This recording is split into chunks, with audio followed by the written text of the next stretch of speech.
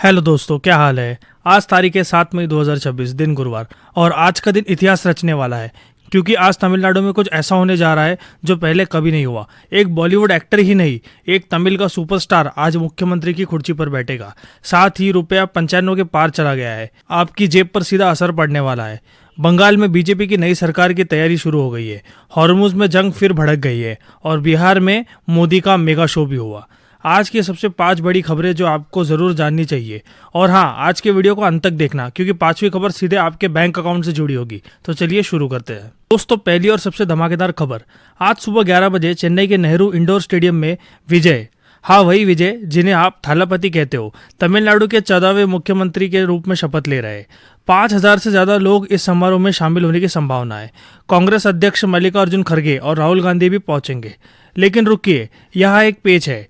विजय की party TVK ने 234 में से 108 सीटें जीती है। सरकार बनाने के लिए 118 सीटें चाहिए, यानी 10 सीटों की कमी है। तो फिर वो शपथ कैसे लेंगे? राज्यपाल ने कहा है विजय 2 हफ्ते में बहुमत साबित करे। इसके लिए कांग्रेस के 5 सीटें, वीसीके, सीपीआई, सीपीआईएम के साथ बात चल रही है। अब सवाल यह है कि क्या विजय का करिश्मा ही उनकी सबसे बड़ी ताकत है, और क्या डीएमके और एआईएडीएमके के धुरंधर नेताओं से अनुभव में पिछड़े एक एक्टर नेता तमिलनाडु का भविष्य बदल पाएंगे? इधर एमके स्टालिन ने सीएम पद से इस्तीफा दे दिया है। डीएमके को सिर्फ 59 सीटें मिली, एआईडीएमके को 47, यानी दोनों पुरानी पार्टियों का एक साथ सफाया हो गया। यह तमिलनाडु की सबसे बड़ी राजनीतिक क्रांति है। फिल्म की दुनिया छोड़कर लाखों फैंस का भरोसा कंधे पर उठाकर थालापति विजय आज नया इतिहास लिख रहे हैं। कमेंट करके आप बताइए, क्या आपको लगता है कि विजय एक अच्छे मुख्यमंत्री साबित होंगे, हाँ या ना? दोस्तों, दूसरी बड़ी खबर, और यह खबर उन लोगों के लिए है जो राजनीति नहीं देखते, क्योंकि इन फैसलों का असर आपकी रोजमर्रा की जिंदगी पर पड़ेगा। ये खबर आ रही है बिहार से। पटना के एक ऐतिहासिक गांधी मैदान में मुख्यमंत्री सम्राट चौधरी की कैबिनेट का विस्तार हो रहा है। प्रधानमंत्री नरेंद्र मोदी खुद इस शपथ ग्रहण में शामिल हो सकते हैं। यह बिहार के इतिहास में पहली बार हो रहा है कि जब कोई बीजेपी का नेता मुख्यमंत्री बना है। एनडीए ने बिहार में 243 में से 202 सीटें जीती थी। यह एक ऐतिहासि65 जनादेश था। बंगाल से यह खबर आ रही है, 9 मई को पश्चिम बंगाल में नई बीजेपी की सरकार का शपथ ग्रहण होगा। इसी दिन रविंद्रनाथ टैगोर की 165वीं जयंती भी है, तो ये भी दिन एक ऐतिहासिक दिन होगा। बीजेपी ने बंगाल में 190 से ज्यादा सीटें जीती है। यह पहली बार है जब बंगाल में बीजेपी की सरकार बनेगी। लेकिन ममता बनर्जी अभी भी हार नहीं मान रही है। उन्होंने प्रेस कॉन्फ्रेंस कर कहा, मैं आजाद पंछी हूँ, मैं इस्तीफा नहीं दूंगी। इधर टीएमसी पर एक बीजेपी कार्यकर्ता का हत्या का आरोप लगा है। इलेक्शन कमीशन ने सख्त आदेश दिए हैं, हिंसा पर 0 टॉलरेंस होगा। और सबसे बड़ी बात, 1977 के बाद पहली बार देश में वाम दलों की एक भी सरकार नहीं बची। केरल में कांग्रेस लौटी, लेफ्ट का आखिरी किला ध्वस्त हो गया है। यह देश का राजनीति का एक नया युग है दोस्तों, तीसरी खबर, यह खबर सीधे आपके जेब से जुड़ी है। अमेरिका ने स्टेट ऑफ हॉर्मुज में प्रोजेक्ट फ्रीडम शुरू किया था। मतलब यूएस नेवी जहाजों को सुरक्षित रास्ता दिलाएगी। लेकिन ईरान ने कहा यह सीज फायर का उल्लंघन है। नतीजा, ईरान ने यूएई के फुजेरा ऑयल पोर्ट पर ड्रोन हमला किया। यूएई ने 15 मिसाइलें और 5 ड्रोन मार गिराए। लेकिन एक ड्रोन से आग भी लग गई और 3 भारतीय नागरिक भी घायल हो गए थे। पीएम मोदी ने सख्त संदेश दिया है, हम इस तरह की हरकतें बर्दाश्त नहीं करेंगे। अब ताज़ा अपडेट यह आ रहा है कि ट्रंप ने खुद प्रोजेक्ट फ्रीडम को पॉज कर दिया है। उन्होंने कहा कि ईरान से अब बातचीत चल रही है। लेकिन असली सवाल आपके लिए, यह जंग आपकी जिंदगी को कैसे प्रभावित कर रही है? देखिए, हॉर्मुज से दुनिया का 20% तेल गुजरता है। भारत अपना 85 से 90% तेल आयात करता है। ब्रेंट क्रूड अभी $110 प्रति बैरल के करीब है।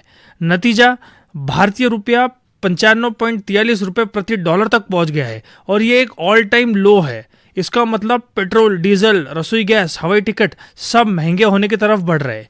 इंडिगो ने तो एडवाइजरी भी जारी की है, मध्य पूर्व के रास्ते आने वाली फ्लाइट्स अफेक्ट हो सकती है। एक और बात, अमेरिका में गैसोलीन पहले से 50% ज़्यादा हो चुकी है इस जंग की वजह से।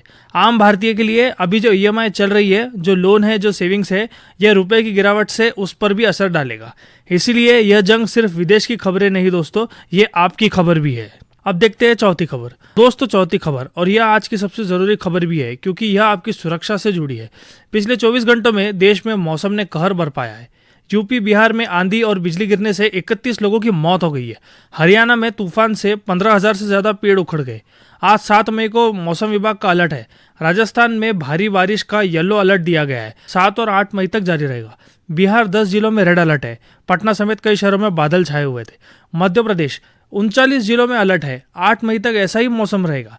हिमाचल प्रदेश 10 जिलों में आंधी तूफान का अलर्ट है। उत्तराखंड केदारनाथ में भारी बर्फबारी हो सकती है, 10 मई तक मौसम खराब ही रहेगा। 70 किलोमीटर प्रति घंटे की रफ्तार से तेज हवाएं चलने की चेतावनी भी आई है। अगर आप इन राज्यों में हैं तो आपसे अनुरोध है, घर से बाहर निकलने से पहले मौसम जांचें। बिजली गिरने का खतरा है, पेड़ के नीचे ना खड़े हो। किसान भाई खुले मैदान में ना जाए। एक अच्छी खबर, इस बारिश से देश भर में तापमान गिरा है, गर्मी से थोड़ी राहत भी मिली है।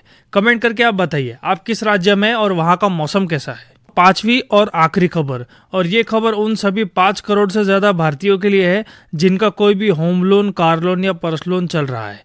आरबीआई ने एक ऐतिहासिक फैसला लिया है। 1 जुलाई 2026 से अगर आपके इलाके में बाढ़, भूकंप या कोई प्राकृतिक आपदा आती है तो बैंक खुद ब खुद आपकी ईएमआई टाल सकेगा। मतलब आपको बैंक के चक्कर नहीं लगाने होंगे, लंबी कागजी कार्रवाई भी नहीं करनी होगी। बैंक खुद तय करेगा कि किस ग्राहक को कितनी राहत देनी चाहिए। यह कैसे काम करेगा? बैंक आपकी ईएमआई 1 या 2 महीने के लिए टाल सकता है, कुछ फीस भी माफ कर सकता है। 135 दिनों के अंदर आप इस सुविधा को ना कह सकते हैं अगर आप चाहे तो।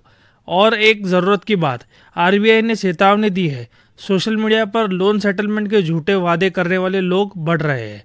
डेट वेवर सर्टिफिकेट के नाम पर फीस ली जा रही है, यह पूरी तरह से फ्रॉड है। आरबीआई ने कहा है लोन माफ करने का अधिकार किसी भी प्राइवेट कंपनी के पास नहीं है, सीधे बैंक जाए। साथ ही केंद्र सरकार ने एमएसएमई और एयरलाइंस के लिए 2.5 लाख करोड़ का इमरजेंसी क्रेडिट पैकेज दिया है। छोटे उद्योगों को 100 करोड़ तक का बिना गारंटी लोन मिलेगा। सीधे शब्दों में सरकार और आरबीआई दोनों जंग के माहौल में देश की इकोनॉमी को बचाने की कोशिश कर रहे हैं और ये एक आपके लिए अच्छी खबर है। तो दोस्तों ये थी आज की 5 बड़ी खबरें। अब आज का सवाल, हमारे सौर मंडल में लाल ग्रह किसे कहते हैं?